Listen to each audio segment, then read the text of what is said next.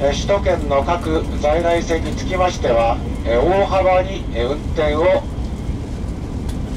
少なくいたしまして、運転計画を立てております。大幅に運転を少なくいたしまして運転計画を立てております。各在来線、特急列車等につきましては、大幅な運休列車が出ております。